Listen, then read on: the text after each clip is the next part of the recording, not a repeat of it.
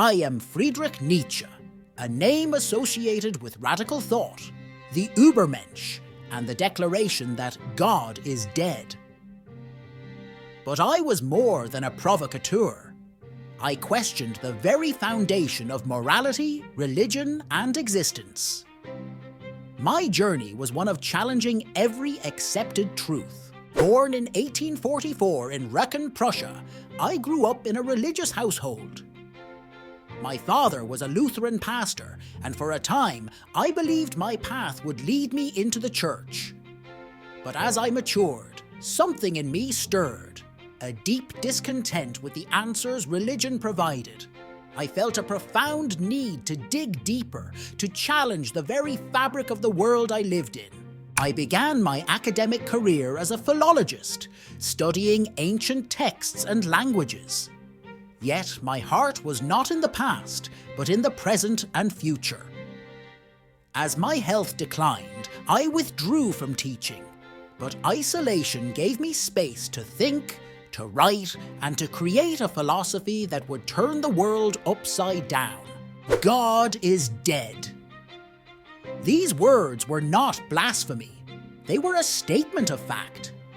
The God that had anchored Western morality had been left behind, replaced by hollow values. I didn't say this with joy. No, I saw a void where God once stood, and I knew something had to fill it.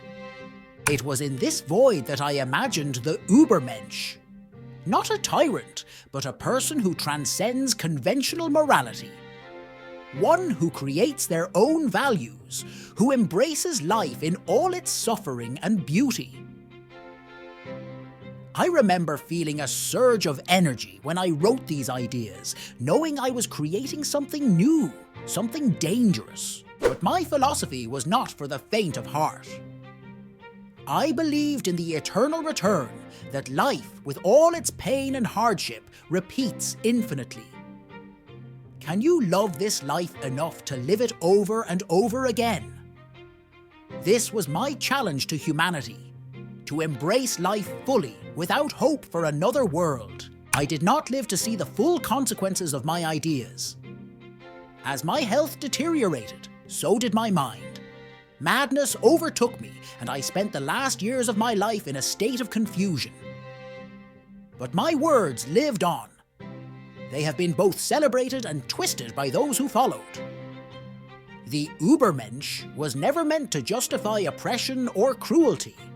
It was a call to individual greatness, to the creation of meaning in a meaningless world. Looking at today's world, I wonder if humanity is ready for my challenge. The systems of morality that governed my time are weakening, yet the search for meaning continues. I see my ideas in modern existentialism, in the quest for individual purpose. But I also see the dangers. Power, if misunderstood, becomes domination. The will to power is not the will to dominate others, but the will to rise above oneself. Thank you for joining me on this journey through my life and thoughts. If my philosophy has sparked something in you, remember to like, subscribe, and hit the notification bell. It's free. Who should we explore next? Let me know in the comments below.